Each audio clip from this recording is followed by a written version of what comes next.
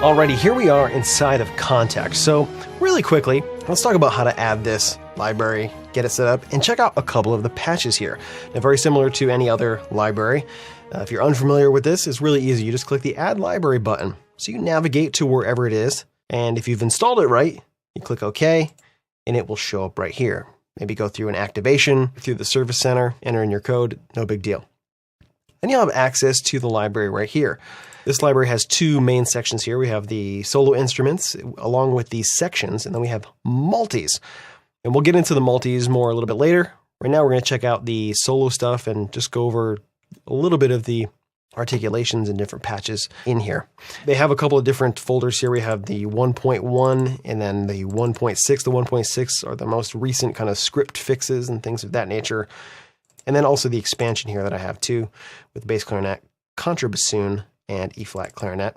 And over on the multi side, mostly what these are the articulation performer, which is something that we didn't talk about before when we were talking about the different libraries. But basically what the articulation performer is a way to set up key switches and some automation for switching from patch to patch, blending patches together. It's kind of a way to manage all of those, because by default over here in the instruments, you basically, if we just kind of pull up first flutes here, you have a list of patches here. These are all individual patches. So by default, there's no multiple key switched integrated patch. See, we have a double tongue and we have a triple tongue. There's no kind of multi-tongued patch. We have a legato and we have a separate sustained patch.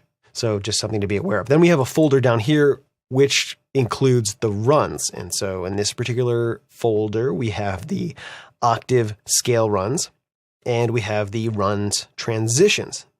Loading one of these up, let's check out the first flute legato here. Loads are pretty fast because I batched resaved all of these patches. Now, if you're unfamiliar with that, basically what that does is kind of speed up the loading of these instruments. Otherwise, they will take an extraordinarily long time to load, especially if you're loading up a Kontakt instance with multiple patches in there. So to do that, all you do is go to File, and you go down here to Batch Resave. It'll say yada, yada, yada. This will mess up whatever you have going on over here. And you say, yeah, that's fine. And you navigate to wherever you have your samples installed. You click on the appropriate folder and it will locate the instruments and the samples and kind of link everything together and make everything quick. Now it may ask you, it may come up with some kind of dialog box that says, hey, I don't know where these samples are. Can you point me in the right direction? And then you'll have to kind of navigate to the samples folder. And then it'll find the samples in there and then everything will be cool. And then when you load these up, it will go a lot faster. It really wasn't too long at all. All right, so here we have the first flute legato patch. Kind of play it a little bit so you can hear what this sounds like. Now, I'm actually just going to pump the volume up just a hair here because some of these dynamics are a little bit harder to hear, and so I want you to be able to hear all of this subtlety. So I'm just going to boost it up just a hair.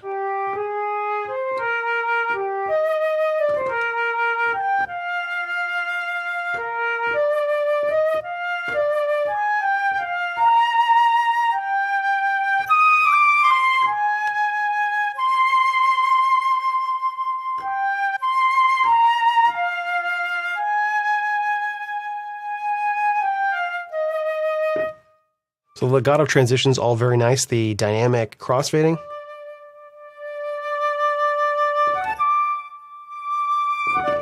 Very, very nice. Now you can hear with some of these, we can actually hear.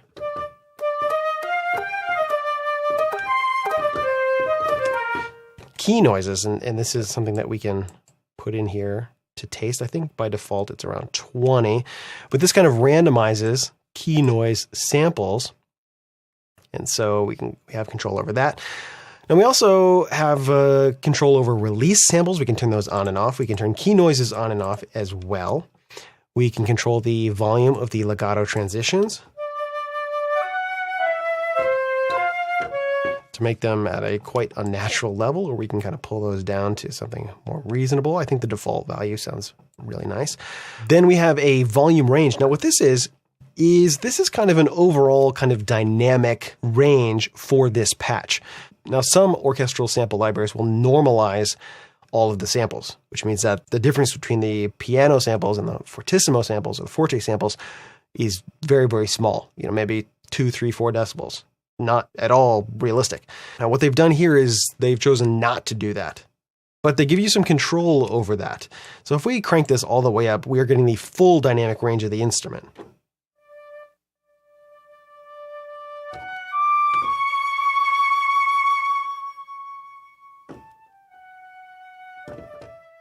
Which is apparently how it was recorded. So you can hear it's very dynamic. That can help bring more realism to these particular instruments. By adjusting this, you can kind of change that. So if we turn it down,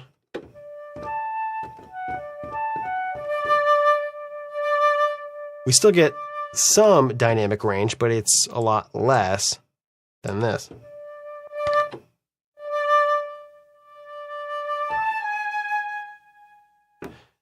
By default, you can see here, this big old knob in the middle here, this is showing you the actual samples that are being triggered. When this kind of lights up full, you are actually playing back the mezzo forte samples. Pretty cool. And the fortissimo. Or the piano. As you crossfade in between them, you'll see it kind of gets grayed out a little bit, and you can actually see where it's being mixed between the samples.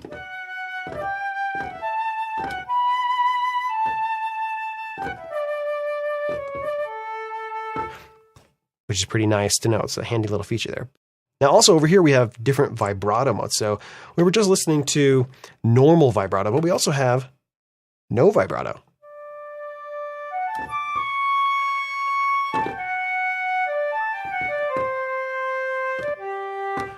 And progressive vibrato. So this starts with no vibrato and then gradually adds it on. It's very, very beautiful.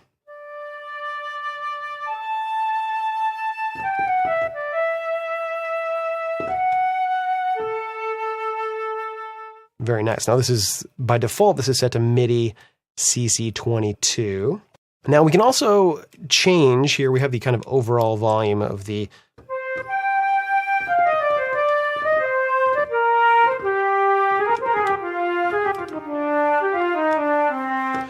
mix position, but we can also load up the close mic position. Now, when you do that, it unloads the mix position because this and the room will go together to create the mix position. That would cause some weird kind of phasing, and so to get around that, it just unloads the samples. So you can't use the room with the mix or the close with the mix, but you can use the room with the close or each one by themselves. So here's just the close mic, and I'll turn this up here so you can hear a little bit better.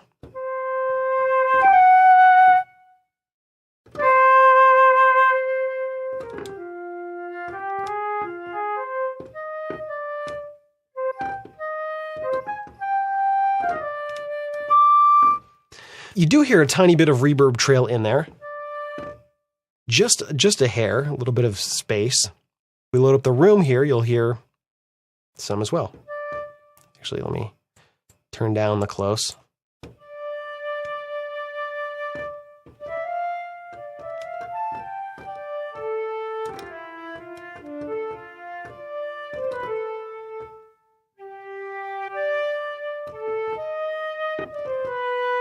We can mix between these here. We can give a little bit of close and a little bit of room, something like this, right? A little split here.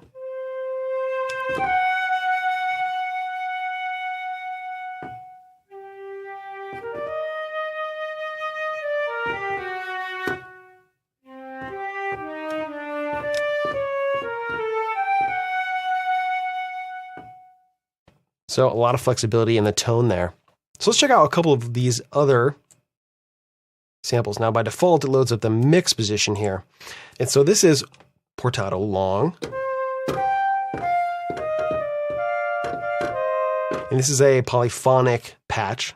By default, the shorter patches are set to velocity. See, we can move the mod wheel here. You can see the little keyboard. But it's not doing anything because it's set to velocity.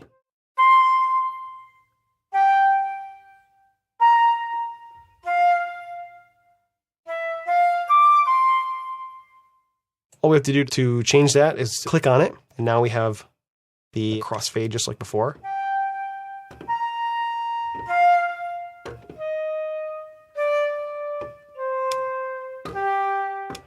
You can see this particular patch is only recorded with 2 dynamic layers.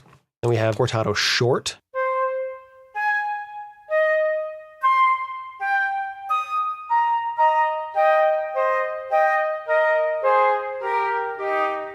Sforzando. That's just a single dynamic. Shows you right there. Staccato.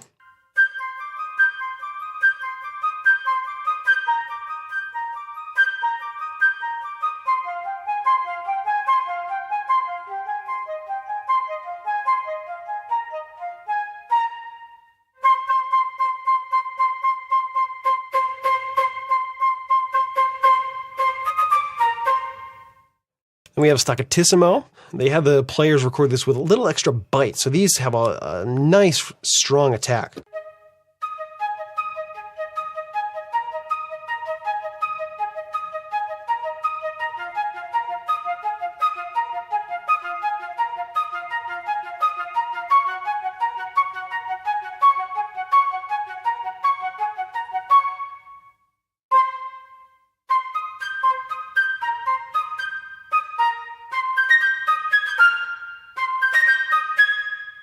Really nice. It's got a nice cut to it. And we have sustains. Those other shorts were also polyphonic as well.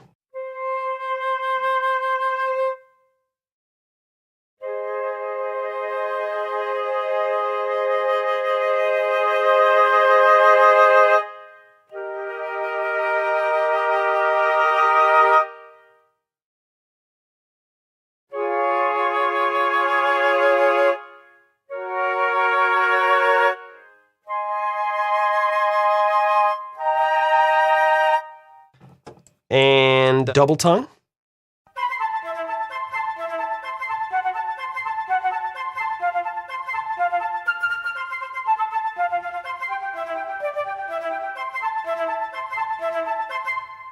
Now these work very similar to some other libraries where you press the key and then the second tongued articulation fires when you release the key. And they have a setting here for slow and fast. That was slow, and this is fast.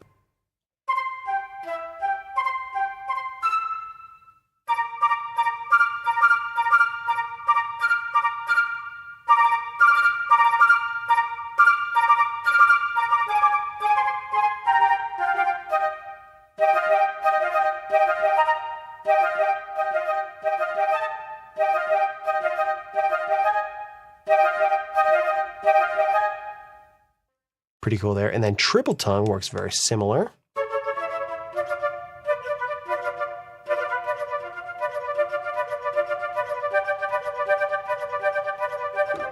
Except that the third articulation is calculated from the initial down press to the release. So, ba, ba, ba. Down, up. 1, 2, 3.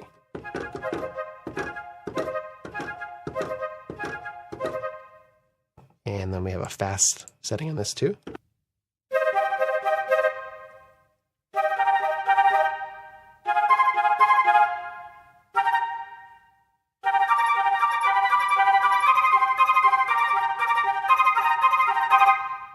Then we get on to the trills, and we have a whole collection. We have single trills.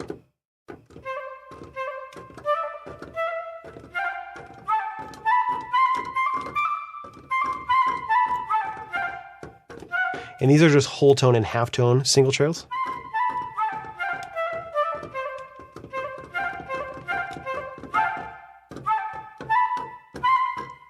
And we have measured trills. Now you can see this patch took a second to load, and that's because there's a lot of samples associated with this patch. The previous one was just a couple of megabytes. This is 600 megabytes.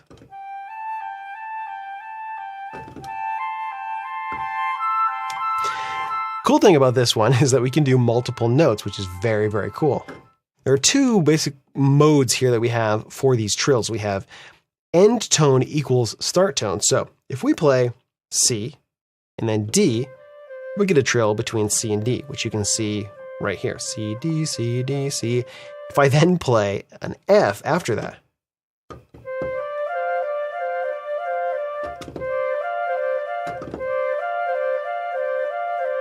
now what we get is we get a trill between C and D, and also D and F. So if I play C, E, G,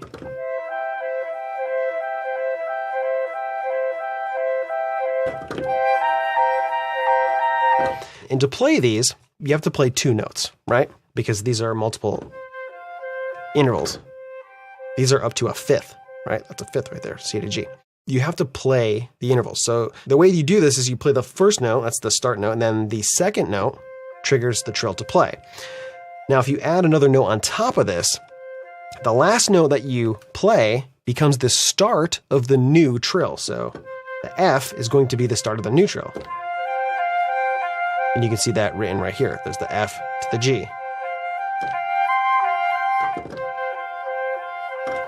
Now, it's set to auto tempo here, but we can uncheck this, and then we can speed this up to, it says triplet X2. So to do more than one note at the same time, you kind of have to roll up the chords.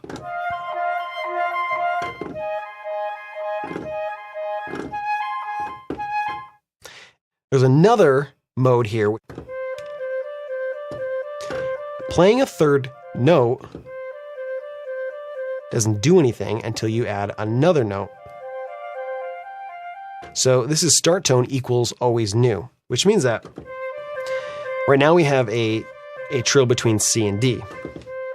If we want to do another trill between E and F, we can't, because we have to hit E again. But in this way, now we can get some different things. So I'm going to play C, D, F, G. So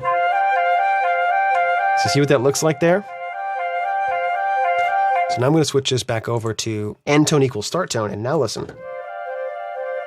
See, now it's a whole bunch more notes, because now we're getting C to D, E to F, F to G, as opposed to C to D and F to G, which is what this is. So pretty interesting modes there.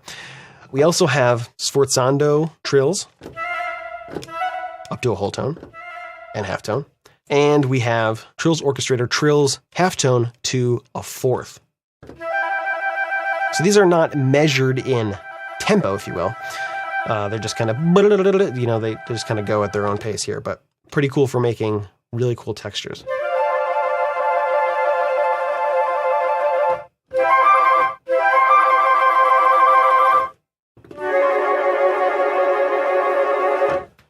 And so those same articulations you're going to find on almost all of the other instruments. A few of the other instruments won't have staccatissimo.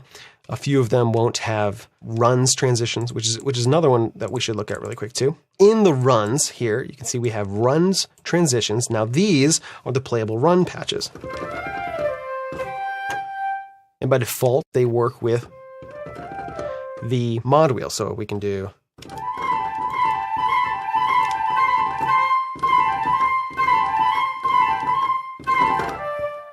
these are fast legato transitions.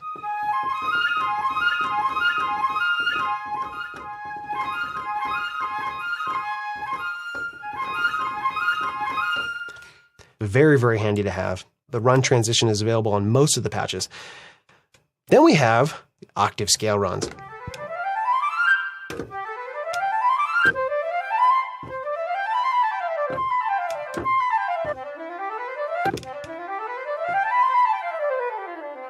So a lot of different combinations there. You can see we can switch from major to minor.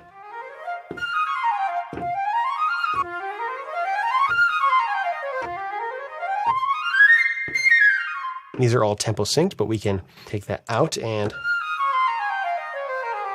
slow them down, and slow them down way too much. And we can speed them up too.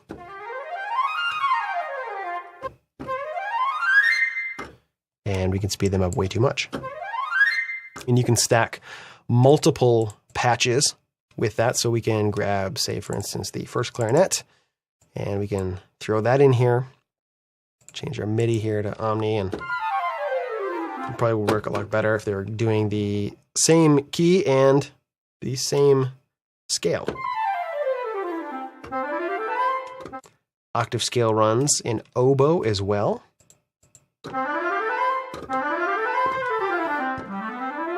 Now for oboe, not all the same scale runs are included because they run out of range. So really, really useful, a lot of fun, and really, really excellent sounding. They blend really well together, they're all synced up, and a really awesome addition to your woodwind arsenal.